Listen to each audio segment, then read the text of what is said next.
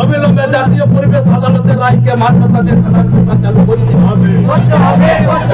এই দাবিতে ভারত জাগাত মাঝি পরগনা মহল লড়ছে।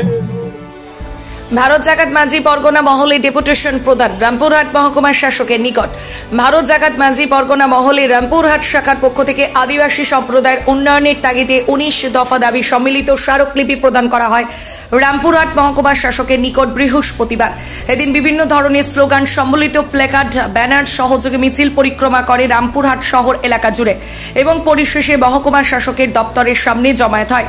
এদিন তাদের দাবি সমূহের মধ্যে উঠে আসে যে রামপুরহাট মহকুমার আদিবাসী অধ্যুষিত এলাকায় 70% সাঁওতালি ছাত্রছাত্রী তালে অল সিকি ওরফে সাঁওতালি ভাষায় প্রাথমিক বিদ্যালয় চালু করা, রামপুরহাট কলেজে সাঁওতালি ভাষায় BA পঠন পাঠন চালু করা, মল্লারপুর টুরকু হাসদা লেপসা হেমরন মহাবিদ্যালয়ের MA সাঁওতালি ভাষায় পঠন পাঠন চালু, আদিবাসীদের ধর্মীয় স্থান রেকর্ড করে সংস্কার চালু করা, আদিবাসী গ্রাম প্রধান অর্থাৎ 5 জন চালু করা, আদিবাসীদের সহরাই ও বাহা পরবে সরকারি অনুদান দেওয়ার ব্যবস্থা, রামপুরহাট মহকুমা এলাকায় সমস্ত আদিবাসীদের জঙ্গল মহলের প্যাকেজ চালু ইত্যাদি দাবি সময়ের প্রেক্ষিতে স্মারকলিপি প্রদান বলে দলীয় সূত্রে জানা যায়। সংগঠনের জেলা নেতৃত্ব ঘাসিরাম এমরম এক সাক্ষাৎকারে বলেন, আদিবাসীদের নানান ধরনের সমস্যাজনিত তথা বঞ্চিত থাকার কথা তুলে ধরতেই পদক্ষেপ। সরকারের দৃষ্টি আকর্ষণ করতে চাইছে এই আন্দোলন কর্মসূচির মাধ্যমে। সরকার যেখানে পুরোহিত ভাতা, ইমাম ভাতা চালু করলেও আদিবাসীদের ক্ষেত্রে তা কার্যকর হয়নি। আদিবাসীদের জমি জায়গা যা আদিবাসীদের নামে রেকর্ড হয়ে যাচ্ছে, যাহা বন্ধ করা, সিলিকোসিস রোগীদের চেক আপ করিয়ে যথোপযুক্ত ব্যবস্থা গ্রহণ, পাথর শিল্পাঞ্চল এলাকায় পাথরের ধুলো, শব্দ দূষণ নিয়ন্ত্রণ করা ইত্যাদি প্রসঙ্গ নিয়ে মূলত আজকে ডেপুটেশন প্রদান। এই সমস্ত দাবি কার্যকর না হলে আগামী দিনে আরও বৃহত্তর আন্দোলনে নামা হবে এবং রাজ্যব্যাপী ছড়িয়ে দেওয়া হবে বলে হুঁশিয়ারি দেন। বীরভূম থেকে শেখ রিয়াজউদ্দিনের রিপোর্ট। দাবিতে আদিবাসীদের যেটা দীর্ঘদিনের দাবি দেওয়া, এখনো পর্যন্ত তাদের দাবি দেওয়াগুলো পূরণ করা হয় না, যার জন্যে আমরা ওই 19 দফা দাবির জন্যে আজকে SDO ডেপুটেশনের কাছে আমরা ডেপুটেশন। কোথায় থেকে মিছিলটা শুরু হয়েছে? আমাদের মিছিলটা এসে কলেজ মাঠ থেকে আরম্ভ করে 5 মাথা হয়ে ঘুরে আমার SDO অফিসের সামনে। কি কি দাবি আছে?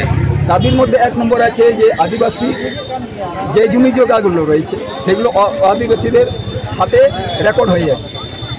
2 নম্বর, আদিবাসীদের এলাকায় যেখানে প্রথম স্কুলে 70% আদিবাসী ছেলে আছে, সেই স্কুলে আদিবাসীদের ভাষায় অর্থাৎ সাঁওতালি ভাষায় পঠন পাঠন। রামপুরহাট 3 নম্বর, রামপুরহাট কলেজে ডিগ্রি কোর্সে সাঁওতালি ভাষায় পঠন পাঠন। মোল্লারপুর টুরকু হাসদা লেপসা হেমরম মহাবিদ্যালয়ে আমাদের ডিগ্রি মাস্টার ডিগ্রি অর্থাৎ MA-তে সাঁওতালি ভাষায় পঠন পাঠন চলে। আদিবাসীদের যে জাহের থান মাঝি থান দীর্ঘদিন ধরে পড়ে আছে, এখনো পর্যন্ত সংস্কার এবং রেকর্ডভুক্ত হয়।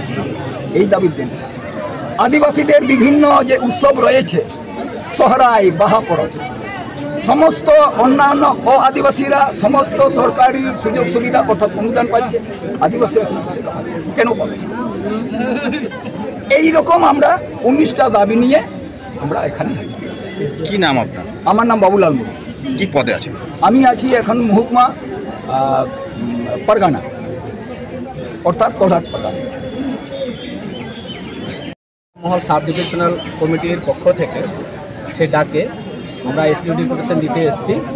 আদিবাসী মূলত বিভিন্ন রকম দাবি দেওয়া নিয়ে এসেছি। মূলত আমাদের মূল দাবি হচ্ছে ভাষা, মাতৃভাষায় এখানে পঠন পাঠন একদম চালু হয়নি। পুরুলিয়া, বাঁকুড়া, মেদিনীপুরে যেভাবে পঠন পাঠন চালু হচ্ছে সাঁওতালি মিডিয়ামে প্রত্যেকটা প্রাইমারিতে, হাই স্কুলে, কলেজে, এখানে কিন্তু প্রাইমারিতে 8টি চালু হলেও সেখানে তো হাই স্কুলে নেই। সেই ছেলেগুলো কোথায় যাবে? হাই স্কুলে নেই, কলেজে নেই।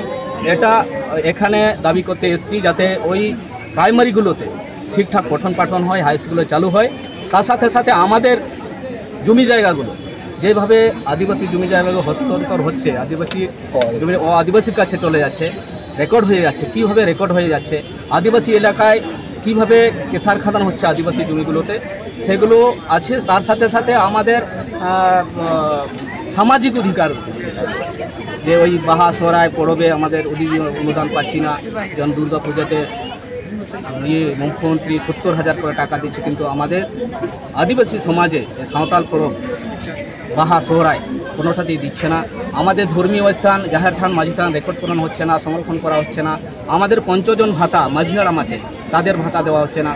এদিকে সরকার পুরোহিত ভাতা চালু করেছে, মৌলভী ভাতা চালু করেছে।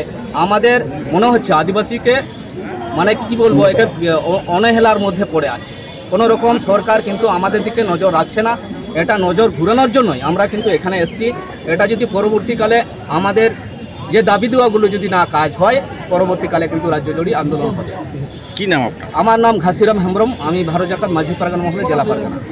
আর বিশেষ করে এই দূষণ নিয়ে, দূষণ যে কয়লা খাদান পাথর খাদানে যেভাবে দূষণ হচ্ছে, সেখানে সিলিকোসিস প্রচণ্ড রোগী হচ্ছে।